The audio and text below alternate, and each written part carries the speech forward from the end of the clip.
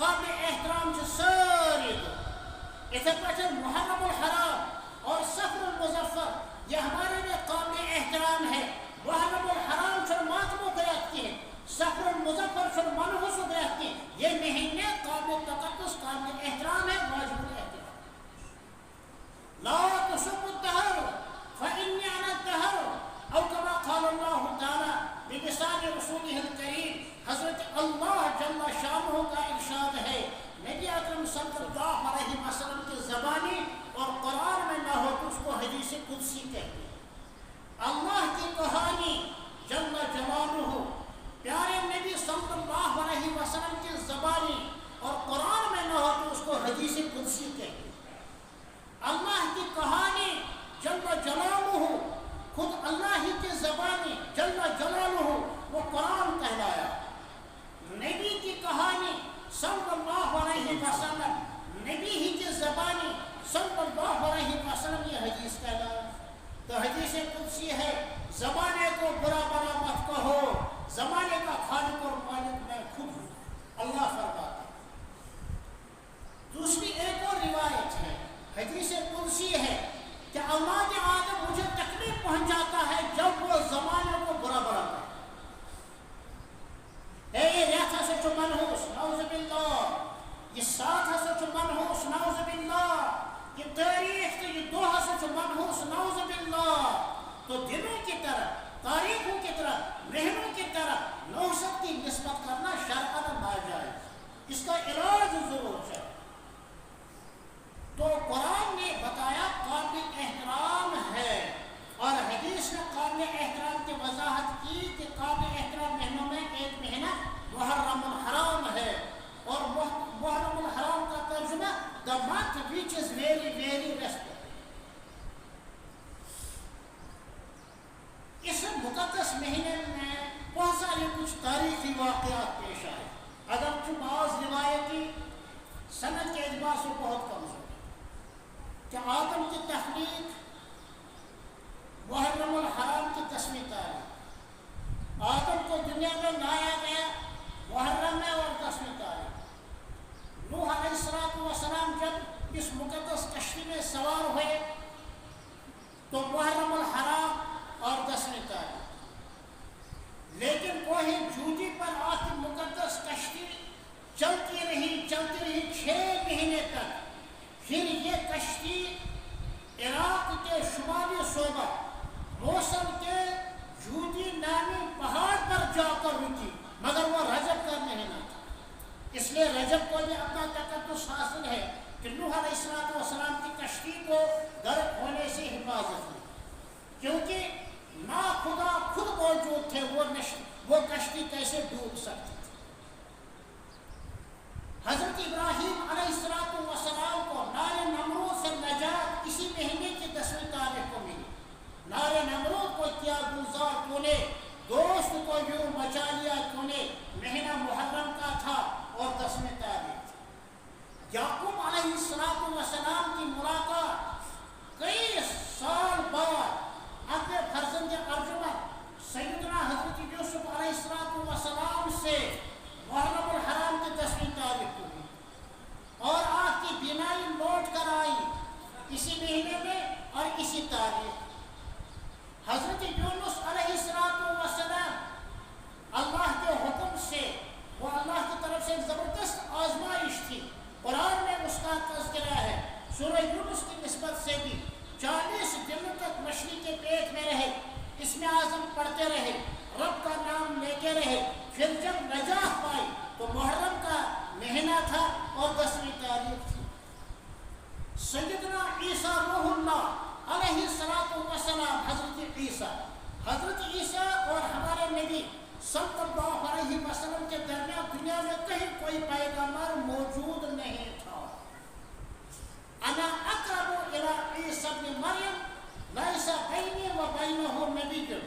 سنو, حضرت عیسیٰ اور میرے درمیان کوئی نبی نہیں تھا, ہم دونوں کے درمیان کوئی نبی نہیں تھا.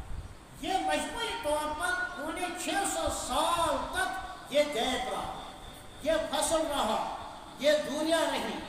اس کو زمانے فترت کہتے ہیں. فاتارا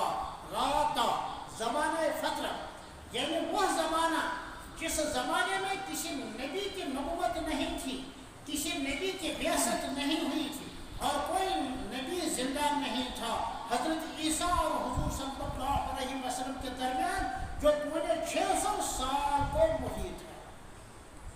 حضرت عیسیٰ علیہ السلام یہودیوں بدنصیبوں کے ہاتھوں اسی مہینے میں نجات پا گئے سولی پر چڑھنے سے، اور اسی تاریخ اللہ نے آپ کو اوپر آسمان کی طرف لیا اور آپ کی حفاظت فرمائی۔ یہ تاریخی واقعات ہیں، بہت پہلے کے، اس لیے ماہ محرم الحرام کی عظمت اس اعتبار سے بھی ہے۔ دوسرے اعتبار سے احکامات کے حوالے سے وہ کیا ہے؟ پیارے نبی صلی اللہ علیہ وسلم کا پیارا پیارا ارشاد، افضل الصیام بعد رمضان شہر اللہ المحرم۔ یوم عاشوراء کا روزہ ماہ رمضان کا حکم نازل ہونے سے پہلے پہلے مسلمانوں پر فرض تھا۔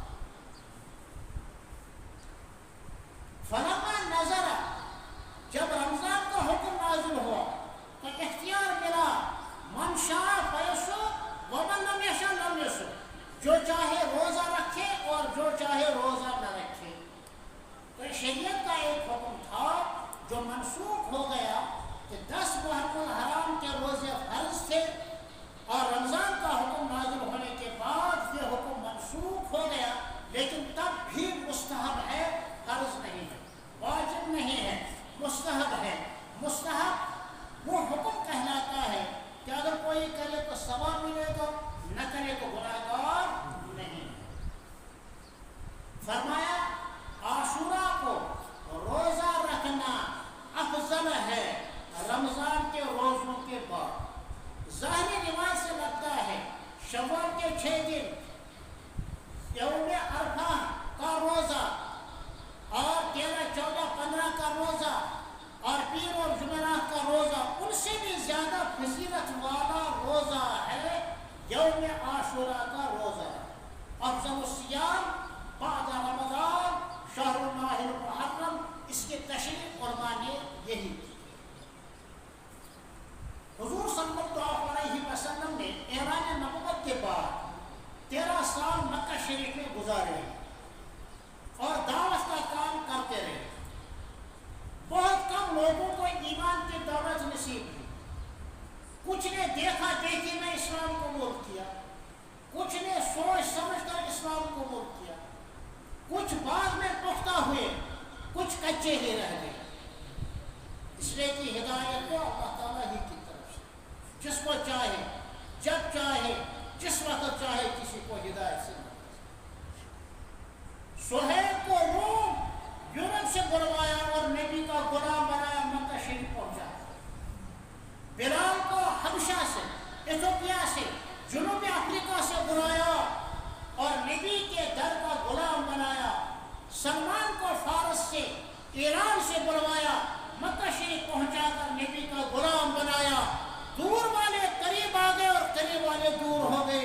ابو جہل پڑوسی تھا، نبی کو دیکھا نہیں دیکھا، دولت ایمان سے محروم۔ ابو طالب تو گھر ہی کا آدمی تھا، چچا تھا، دولت ایمان سے محروم ہی رہے۔ یہ تو علماء اہل سنت والجماعت کی تحقیق ہے۔ ابو لہب تو چچا تھا، ہمیں ابو طالب کا بڑا احترام ہے، بہت احترام ہے۔ یہ جناب ابو طالب ہی ہیں جو ساری زندگی حضور صلی اللہ علیہ وسلم کے ساتھ رہے، ہر دم اور ہر لمحہ حضور صلی اللہ علیہ وسلم کا خیال رکھا۔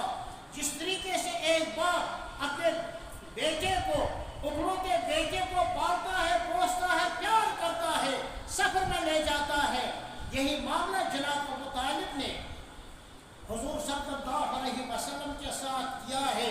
زندگی کے آخری لمحات تک آپ کے لیے ڈھارس بنا، آپ کے لیے سہارا بنا، آپ کے لیے ڈھال بنا، زندگی کے آخری لمحات تک۔ لیکن ایمان وہ تو اللہ تعالیٰ کی توفیق سے جس کو ملے، ہدایت سے جس کو ملے، ان کا ہمیں بڑا احترام ہے۔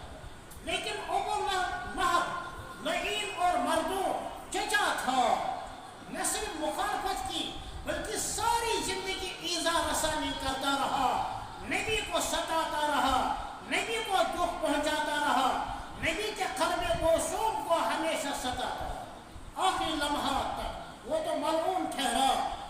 چچا تھا تو نزدیک والے دور ہو گئے اور دور والے نزدیک ہو گئے. ہدایت تو اللہ ہی کے ہاتھ ہے، جس کو چاہے. نوح کا بیٹا کنعان اہل کفر کے ساتھ ملا، نوح کی بیوی تو اہل کفر کے ساتھ ملی اور گھر کے دریا ہو گئی. حضرت آدم کا بیٹا قابیل نہیں مانا، ہدایت سے دور ہو گیا. لوط علیہ السلام کی بیوی کافروں کے ساتھ ملتی تھی، مخبری کرتی تھی. حضرت ابراہیم علیہ السلام کے والد یا چچا اذ قال لأبیہ آزر وہ بت تراش تھا، وہ بت فروش تھا، وہ بت پرست تھا. حضرت ارجمن توحید خالص کے سب سے بڑے علم بردار صاحب نبوت اور رسالت تھے. ہدایت تو اللہ کے ہاتھ میں ہے. موسیٰ علیہ السلام کے قریب رشتہ دار چچا زاد بھائی قارون دولت ایمان سے محروم رہا. تو بہرحال یہ ہدایت اللہ کے ہاتھ میں ہے. تو اس مہینے میں یعنی ماہ محرم الحرام کے مہینے کی 10ویں تاریخ شریعت کا حکم ہے کہ روزہ رکھ لو، رکھنے میں ثواب ہے، کوئی نہ رکھے تو کوئی بات نہیں. تو میں یہ عرض کر رہا تھا کہ 13 سال تک حضور صلی اللہ علیہ وسلم دعوت کا کام مکہ شریف میں کرتے رہے. پھر 13 سال کے بعد جب آپ کو ہجرت کا حکم ملا، آپ مدینہ پاک تشریف لائے. مدینہ پاک میں جب پہلا محرم الحرام آ گیا، اس لیے کہ ہجرت کا یہ واقعہ ماہ ربیع الاول میں ہوا تھا. اس کے 10 مہینے کے بعد جب اگلے سال ماہ محرم الحرام آ گیا تو حضور صلی اللہ علیہ وسلم نے دیکھا کہ مدینہ پاک میں یہ یہود یوم عاشوراء کا روزہ رکھتے ہیں. آپ نے پوچھا کیوں روزہ رکھتے ہو؟ یہودیوں نے عرض کیا کہ حضرت اس دن حضرت موسیٰ علیہ السلام کو فرعون کے پنجے استبداد سے نجات ملی، ہم اس خوشی میں روزہ رکھتے ہیں. پیارے نبی صلی اللہ علیہ وسلم نے فرمایا فَنَحْنُ أَحَقُّ مِنْكُمْ بِمُوسَىٰ، ہمیں زیادہ حق بنتا ہے کہ ہم خوشی کے اس موقع پر یوم عاشوراء کا روزہ رکھیں. اس کے بعد صحابہ روزہ رکھتے تھے، بڑے اہتمام کے ساتھ روزہ رکھتے تھے. حالانکہ اس سے پہلے بھی روزہ رکھنا ثابت تھا ماہ رمضان کا حکم نازل ہونے سے پہلے. لیکن جب یہودیوں کو بھی دیکھا تو آپ نے پوچھا تو انہوں نے کہا موسیٰ علیہ السلام کو نجات ملی، اس خوشی میں ہم نے اپنی طرف سے روزہ رکھنا شروع کیا. تو آپ نے ارشاد فرمایا ہمیں زیادہ حق پہنچتا ہے تمہارے مقابلے میں موسیٰ علیہ السلام کے نجات پانے کی اس خوشی میں روزہ رکھنا. ساتھ ساتھ فرمایا صوموا قبلہ یوما وبعدہ یوما. سنو، صرف 10 محرم الحرام ہی کا روزہ نہیں رکھنا، اس سے پہلے ایک دن 9 کو روزہ رکھو یا اس کے بعد ایک دن 11 تاریخ کو روزہ رکھو. کیوں؟ اس لیے کہ شریعت کا مزاج ہے کہ شریعت عادات اور عبادات میں غیر قوموں کے ساتھ مشابہت کو کسی بھی صورت میں پسند نہیں کرتا. عادات میں بھی عبادات میں. حدیث پاک میں آیا ہے من تشبہ بقوم فہو منہم، میرا امتی دنیا میں جس قوم کے ساتھ مشابہت اختیار کر لے، قیامت کے دن انہی کے ساتھ اٹھایا جائے. اگر صالحین کی